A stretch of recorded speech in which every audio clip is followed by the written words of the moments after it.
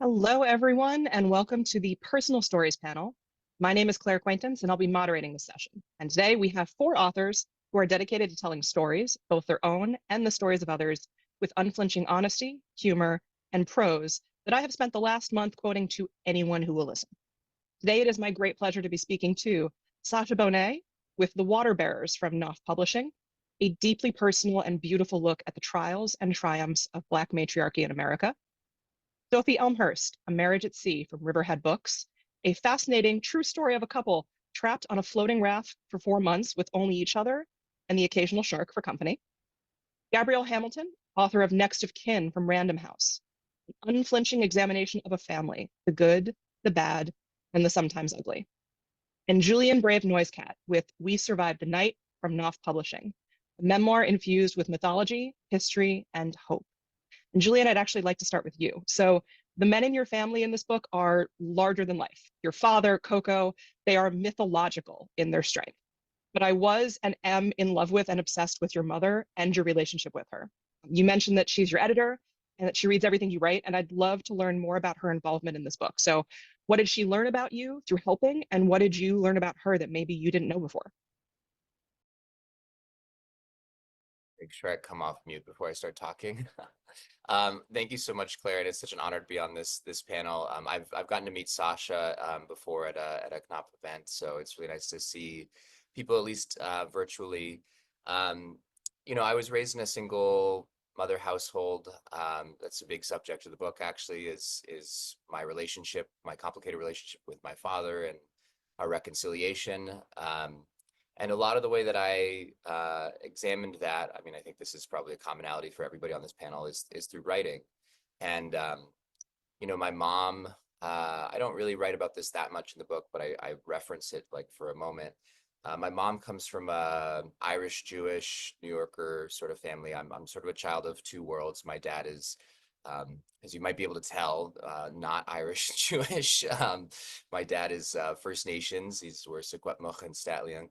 And my mom is mostly Irish Catholic, but also there's a Jewish great grandparent in there too. And the Irish are writers, among other things. And my grandfather went to seminary and then ended up becoming a journalist way back in the day, back when there was magazines to work for and stuff like that. And my mom had that sort of writing skill set and encouraged me to write since I was very young, and has edited me since I wrote my first 5-paragraph essay. And that was really core to, and remains really core to our, relationship. To edit someone is I mean, I think everybody on this panel knows this. It's a really loving, caring thing to read someone else's work, to edit it, to try to make it better, to really sit with it. And that has been one of the core ways that we've related, and also I would say like tried to repair and have a family with the two of us in the absence of my dad, and other absences too in life. And for that reason, I could go on and on about my mom for sure, but for that reason the book is also dedicated to my mother, who really showed me how to write, and has championed me being able to do this, which is such a blessing to get to write stories and do this kind of a thing for a living. As the daughter of an Irish Jewish mother as well, there were scenes that you wrote and you talked about how like she could carry the day. And I was like, yes, that is exactly who this woman is. She seems phenomenal. Well, Um, I'll make sure she watches this. So please do. Yes, I yeah. adore her. I've never met her, but I feel like I know her from your description of her. She's wonderful. Thank you. I appreciate that.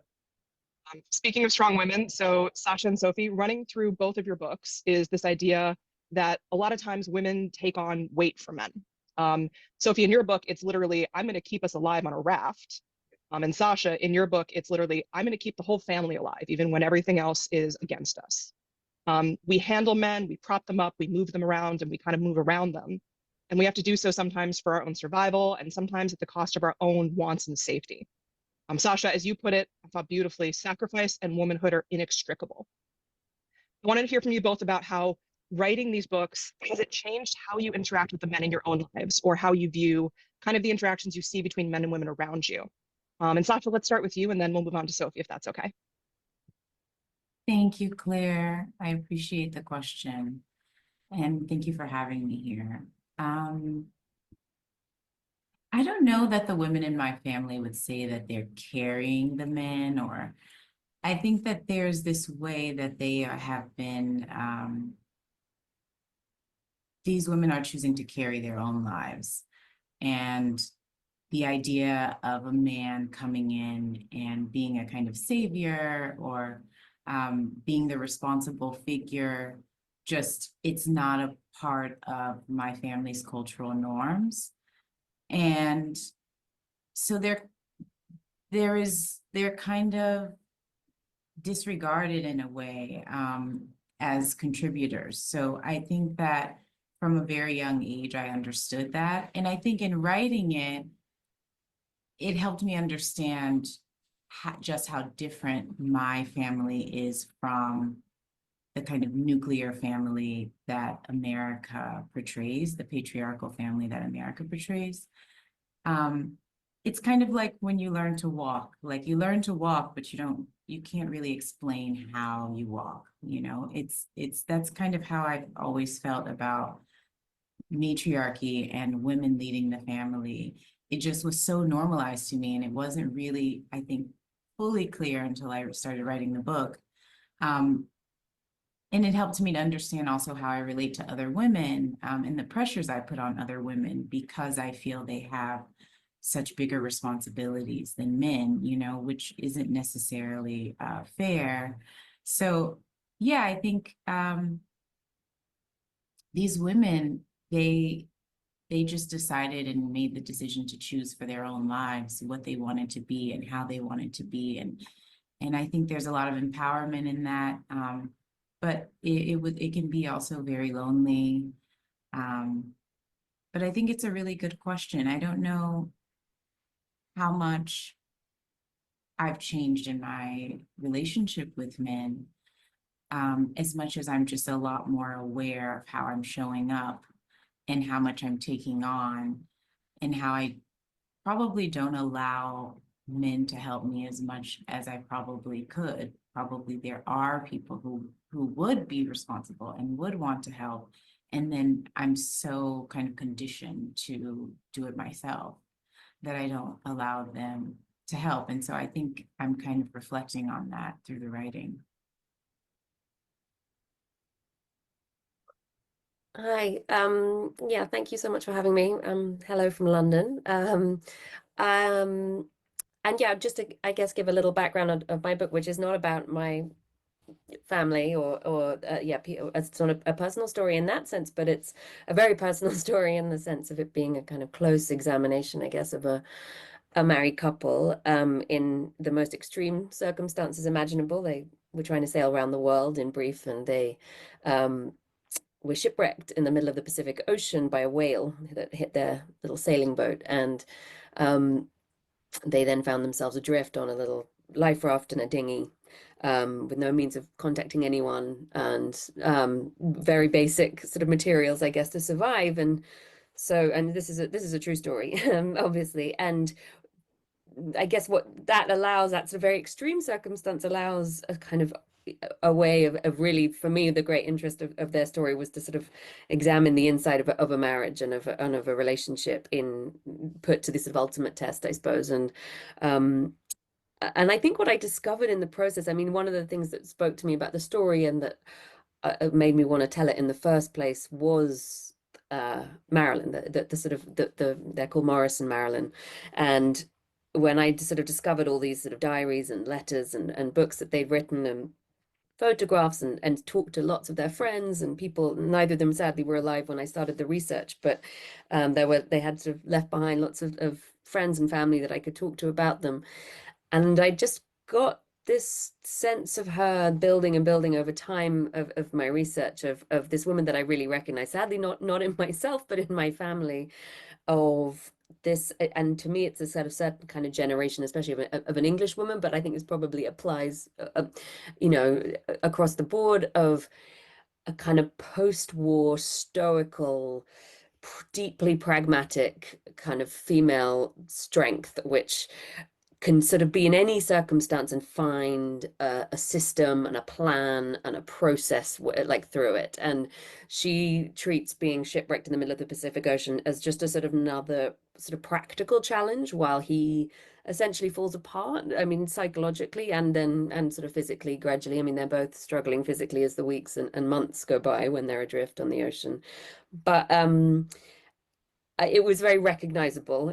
This sort of the division of character and responsibility, and she really, you know, he'd been the captain of the ship when they were sailing, but as soon as crisis happens, she becomes the captain. Basically, she takes charge, and I found myself having a repeated conversation both with my own husband, but also with friends about their relationships. And generally now when I meet readers, you know, people who read it, who everyone does the same thing of like applying it to their own significant relationship or significant other and thinking, well, how would we fare in this scenario?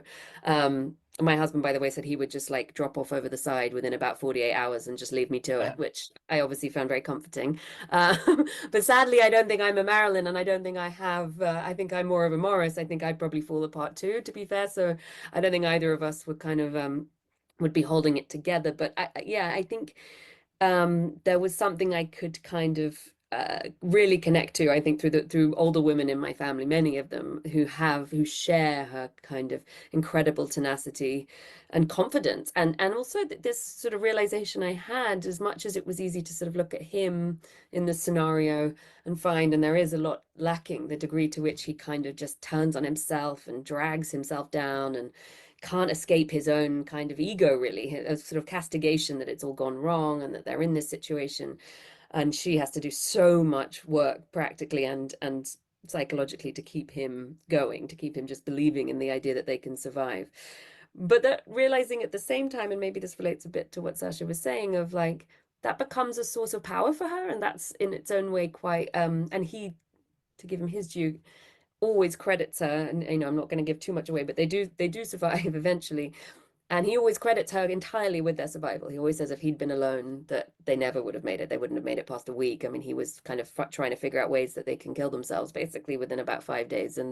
And she just wouldn't relent. And there was just this completely sort of unrelenting optimism and pragmatism, which kept them going. And I think that in a way she became that, yeah, it was, I find the word empowering, I don't know, it can seem glib almost, but it was a source of power for her, I think, and gave her a status in the marriage, especially this all took place in the 1970s at a time when, you know, in this country and in many countries, you know, that women didn't necessarily have that kind of status in their marriages, and she was defying expectations already by sailing around the world. But this scenario, I suppose, is what I'm trying to say, allowed her to take on a role and have a status in this partnership, which was really probably unlike, you know, any of her peers, and certainly anything that her parents would have expected of for her, or that she would have even expected for her own life. So yeah, I don't know if that's a sort of answer to your question, but that's where my head went thinking about that dynamic, I guess. Totally. And I have a question for you later that kind of ties back into that, because there were definitely parts of that where I was like, oh, this is the role okay, cool. You were set up to not be this, but you have decided to be this. You have taken on this weight. Speaking of the taking on of weight, so Gabrielle, for me, your book was about finding peace. And one line that really stuck with me in that vein was about the death of your brother, Todd. You wrote, I understood it. And to understand something is to have no argument with it. In writing this book, reflecting on your family and your experiences, is there anything that you have personally come to understand? Something that before you wrote it, you would have had an argument with and now have found a peace with?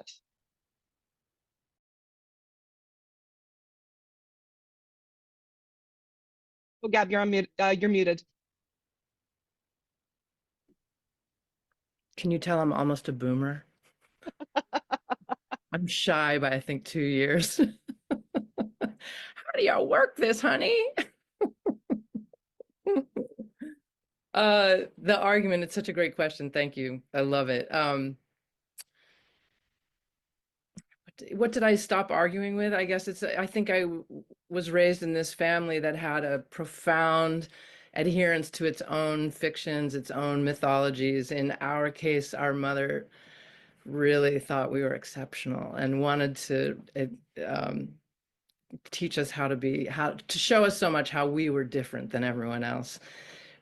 we would drive in the car on a country road and some skunk would have been hit and you could smell it in the air, and she would have us all madly roll the windows down, not up, like, take deep inhales of that, kids. So instead of, or everyone else would go down the shore for vacation and she would not be cut dead at the Jersey Shore because she was so separate or different or special. And I think uh, I took that on as a kid for sure. I was like, okay, we're different. We live in a different house. We go on different vacations. Even the language of our family, our father was quite candid, very almost, I would say brutally honest. So for instance, when that brother died, there's another dead brother, but when that brother died, he said, well, if you have to lose one, I guess it's best to lose the one that you liked least. And that was a sort of not shocker in a way, because we grew up with that kind of candor. So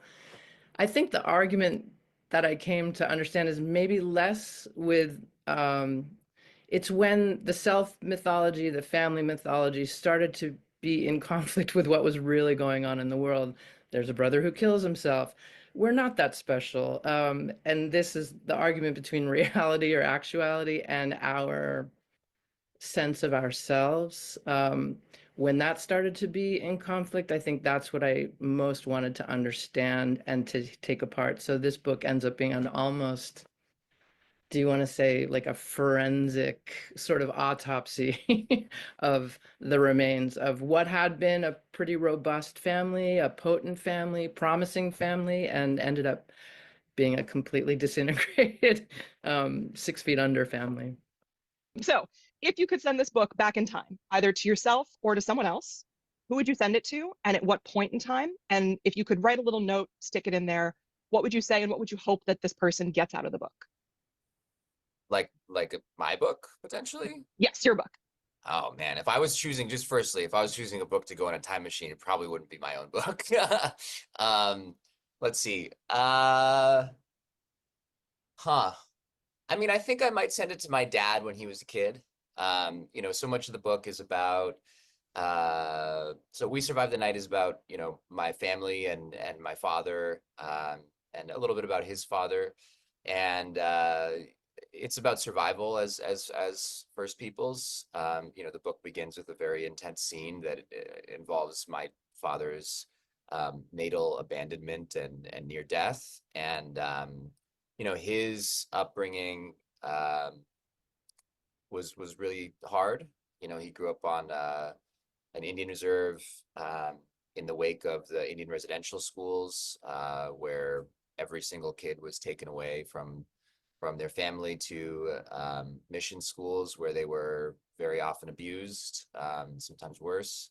And it was a pretty dystopic place. And he had it especially hard even in this dystopic place, because he was the garbage can kid. He was found in a trash incinerator when he was a newborn, and he was always kind of shunned by his mother and ostracized by other people in the community because of that stigma.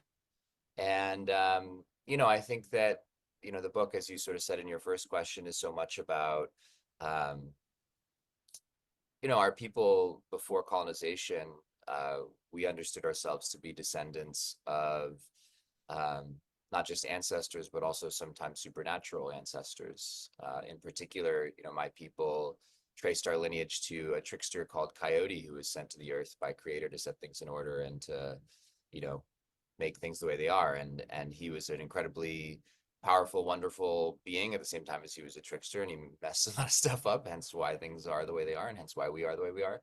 And you know, I think if my dad could have understood himself as part of you know, this mythology, as part of this legend, you know, and as the opposite of the garbage can kid, or as the garbage can kid, maybe more precisely as part of actually this broader story of our survival, of you know, our ability to bring ourselves back from, you know, apocalypse, and of the beauty of the stories that our lives, you know, contain, as hard as they can be sometimes.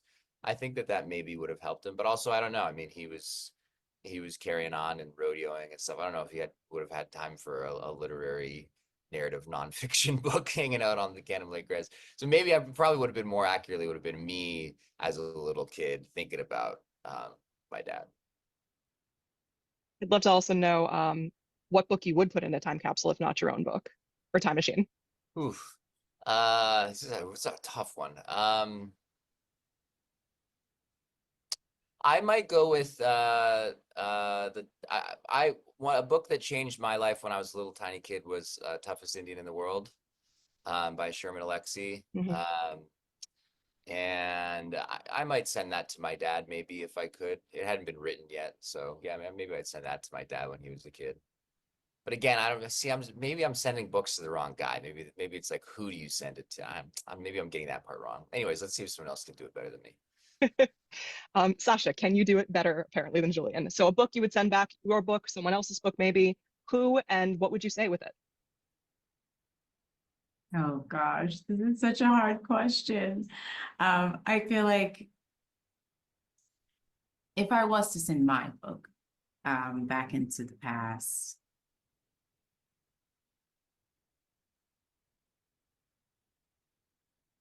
maybe I would send it like to my grandmother, who the book is largely about and who I've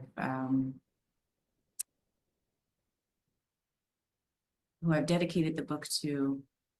I think maybe I would send it to little Betty Jean, like in Louisiana, on that plantation where all of her family came from. Maybe I would send it to her just so that she would feel a little bit less alone. I love what you said, Julian, because I feel like one of the biggest tragedies of being Black in America, in the Americas, is that there's this kind of understanding that you don't come from anywhere and that you don't have a history, essentially. You're not African. You're also not really American. And there's this there's this lack of knowledge around the history of your family. You can't really trace anything. There aren't really any records. If you're lucky, you can find some enslaved records that are mostly property records. And so, yeah, I'd probably send it back to some family members of my past just to kind of say you come from somewhere. You do have a history and you also have a future. And I think probably I'd send it to Louisiana. That's beautiful. Thank you. Gabrielle, same question. Oh, I'm definitely sending this to my parents and all parents. I have such a axe to grind, and it's not, I don't do it in the book. I think I've done a literate and compassionate job, but this question is always I always feel like it puts the onus on the children. What advice would you give your younger self? And I'm like, you did great, kid. Fuck, man, you really pulled through. And I always feel that the children have the burden of doing sort of all the work. You have to receive their garbage and sort it out. And they're sort of like, no, we're good. What's your problem? And so quite explicitly, with no apology, I would send it back to the parents and say, dudes, many hands make light work. So get to work. Love this. Sit down. You're reading this right now, and we're going to fix this. Let's go. Sophie, how about you? Would you send it to Maurice and Marilyn? Oh, wow. Yeah. I mean, I would love to do that. It's funny writing about, I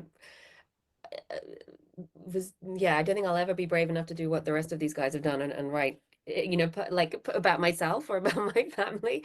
And so it's funny writing about other people, right? It's like, you feel like, especially when they're no longer alive, and you feel a real duty and a sense of responsibility to do them justice and obviously I guess everyone feels like that, whoever they're writing about, but you know, they never gave me permission to do this, I guess. I sort of came upon the story, and I was a big question in my mind the whole time, actually, of like, oh God, would they, you know, what would they think of it? You know, Morris was not an easy guy, and in lots of ways, and he was very particular, he was very meticulous. He wrote a lot himself. He'd write these long letters to people, kind of telling the same stories again and again that they would barely read. And you know, he was a real archivist of his own life. And so I think he would probably you know, on some level have real issue with someone else kind of having the audacity to try and tell their story and his story. But it was funny, after I sent an early copy to his next door neighbor, who was one of the many people I spoke to for the book, and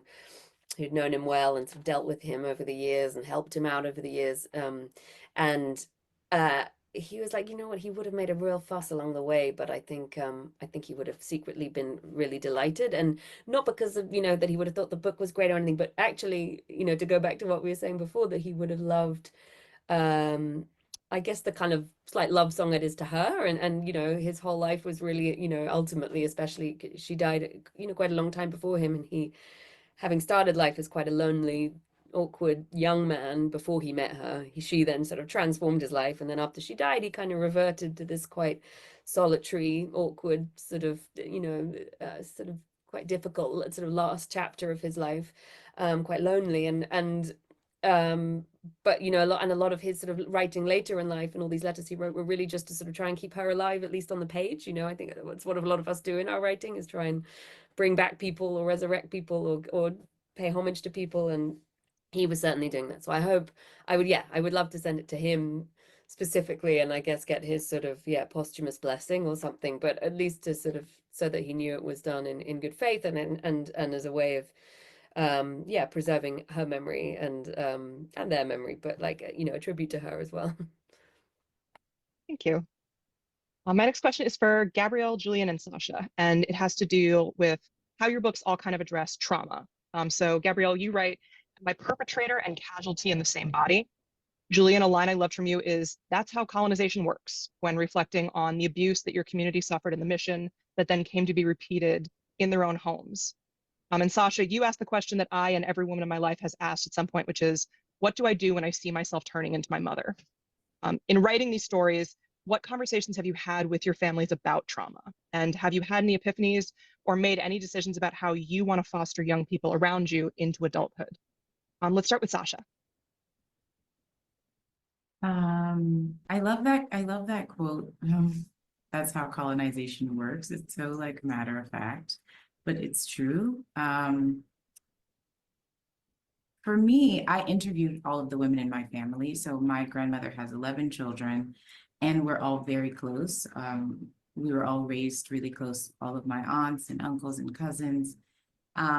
So we grew up very close to each other, but there's so much that we didn't know about each other. There's so much that's buried. You're really kind of taught to keep your suffering to yourself, as out of respect, and also not asking questions to the elders out of respect.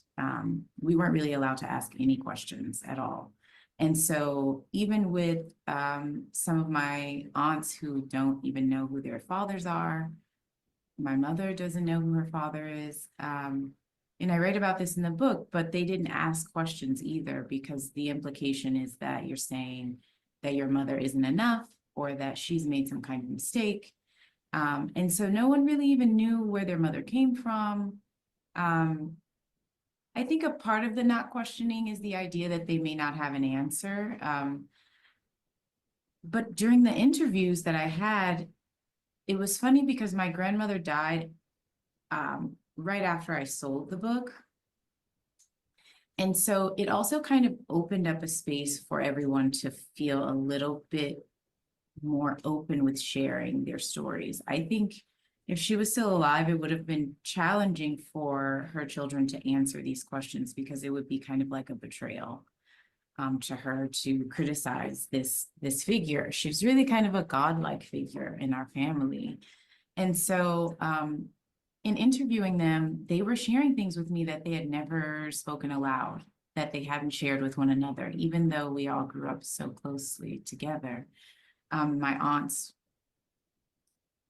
And there were stories that they had each kind of experienced the same kind of traumas at the hands of the same person, and they felt like they were the only ones. So they were really isolated in their trauma as well.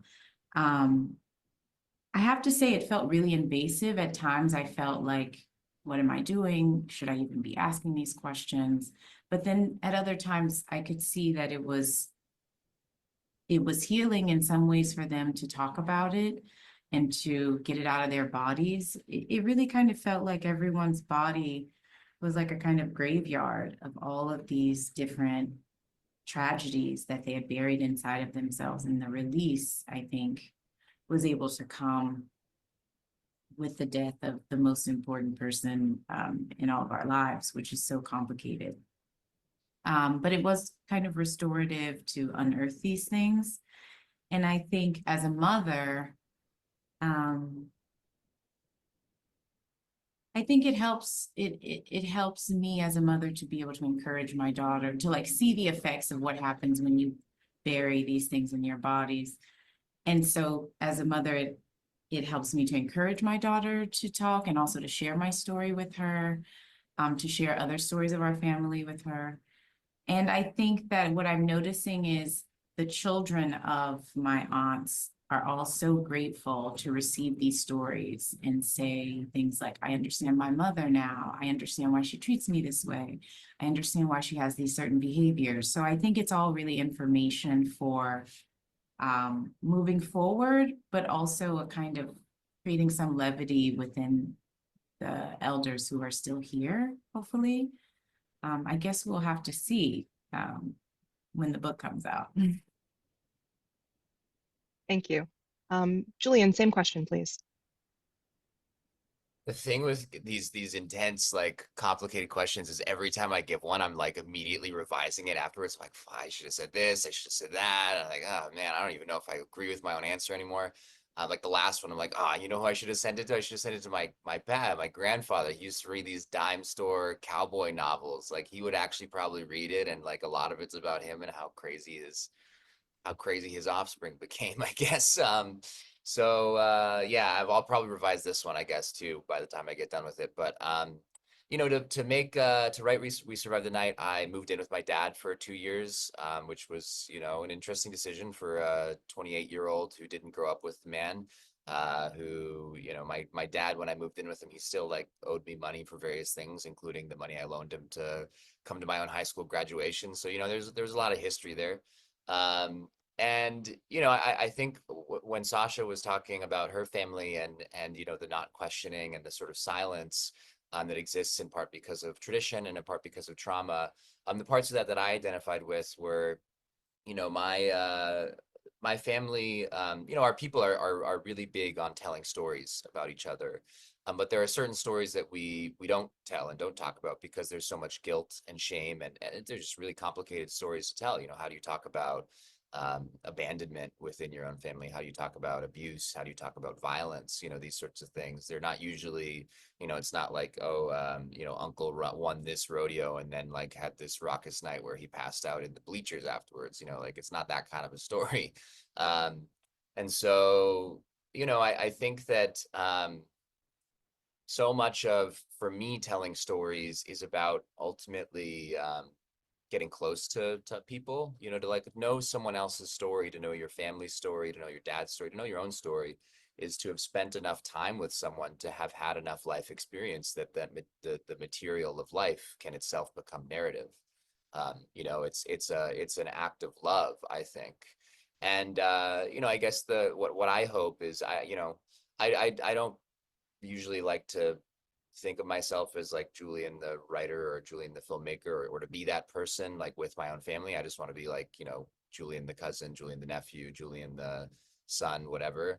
But I do like living life with the people who I come from and am related to, with enough frequency and enough meaning and intention that, you know, we accrue stories together, and then we tell those stories to each other and our family and our, you know, eventually our next generation and all that sort of stuff, as evidence that we really lived together, that the fact that we were related meant something to us, that we really, you know, implicitly, that we really we really love each other. Because of course, you know, what was colonization supposed to do in part? Like, you know, what does abuse do? What does abandonment do? What does violence do? It drives people apart. You know, and so fundamental to our survival is the fact that we're still together, you know, together as family, together as community, together, you know, despite the fact that, you know, someone in the book might still owe me somewhere around $1,000 for coming to my high school graduation, you know, like we're still together, you know, and we're still living stories and learning each other's stories, and eventually, you know, the good ones get passed down and tell the next people who are part of this, you know, lineage, this community, this culture, I guess, this tradition, that you're a part of it, and this is who you are, and this is who you come from, and also, you know, you should implicitly, right, live your life this way too, in connection to your family and your community and your culture, so that you continue that and carry that forward. And of course, you know, with technology and you know, the enduring impacts of colonization, all that sort of stuff, it's no guarantee that, you know, the kids of today are going to sit around and actually learn the stories of each other and their elders and all that sort of stuff. Thank you. And Gabrielle, same question. So the conversations you've had about trauma and kind of epiphanies you've had in writing this book about it. You're muted. I'm so sorry. It's so funny. I was just saying, did I mention my quasi-boomer status? Only to say that trauma is not a word that we ever would have used in my time. And this whole book that I've written, in fact, purposely avoids these words. It's almost like that thing that you see sometimes on, I guess, Instagram or TikTok, where people say, show me that you were born in 1970, show me it's the 70s without telling me. And, you know, so there's your mom smoking in the car with no seatbelts and that kind of thing. So we could never, I cannot talk about trauma per se, even though, you know, my brother committed suicide and our mother was rather muscular with a wooden spoon. But I think what what happens, I think, is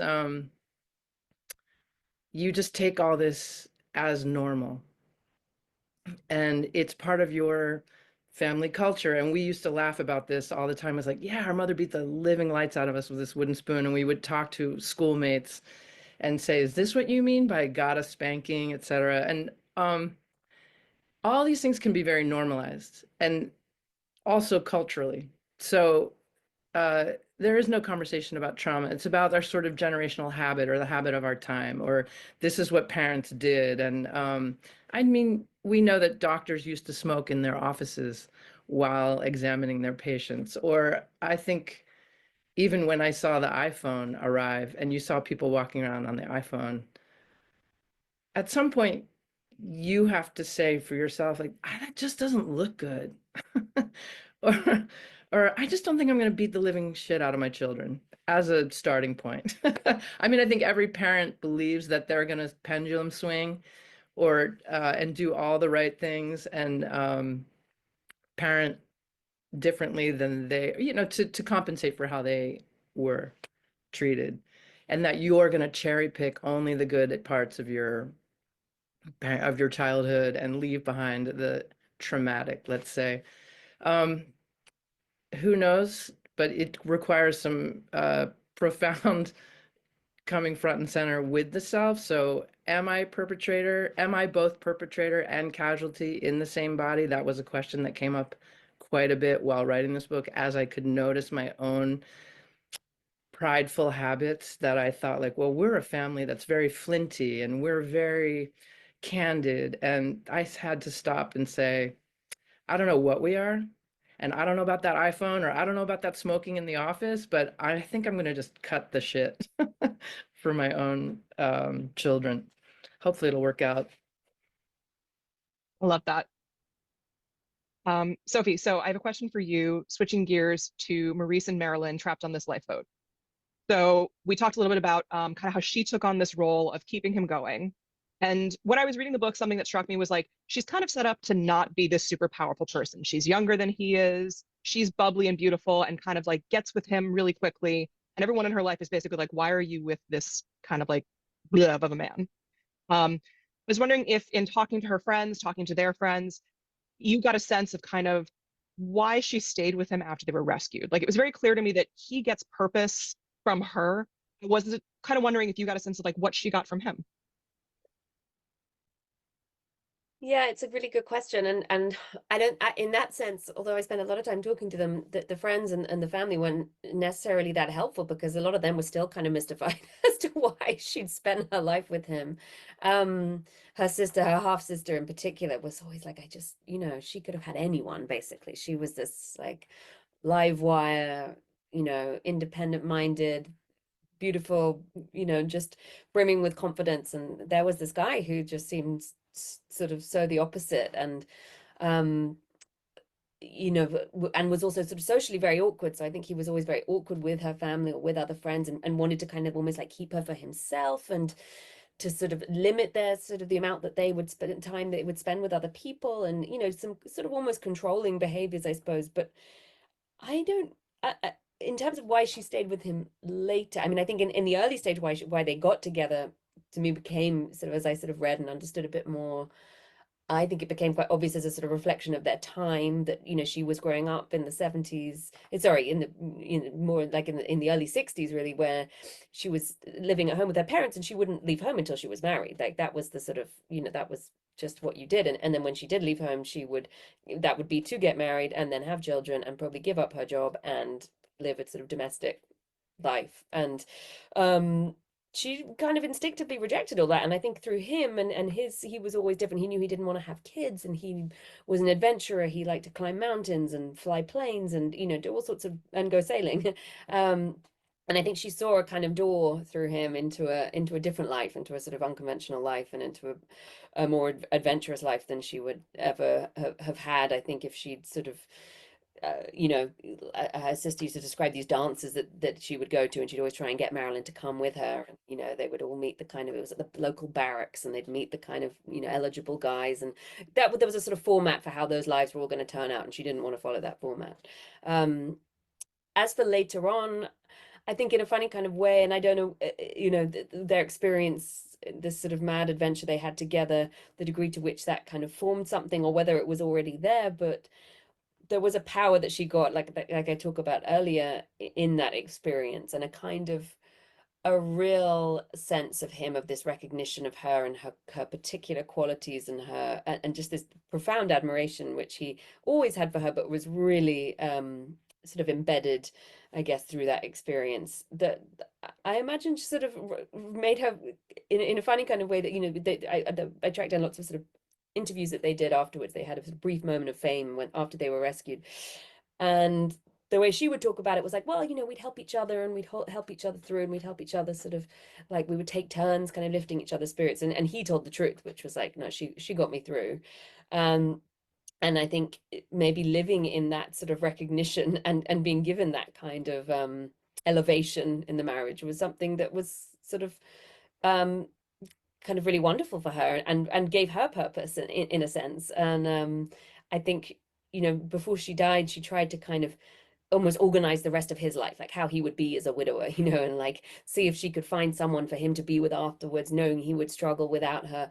And I think it was a sort of like, she was absolutely this sort of organizing mind and powerhouse of a woman. But it sort of revealed, I think, the role she played all along, which was that she was in the driving seat, and that this was something that kind of, I think, actually was what made their relationship in work, and as much as that can seem, as I think many relationships can seem unintelligible to outside eyes, was to a certain degree. But I think that, that once you sort of go into the kind of, you unpick the watch of it, and all the sort of mechanisms, you can kind of see how the sort of the delicacy of that power balance actually was kind of magic for them, I think.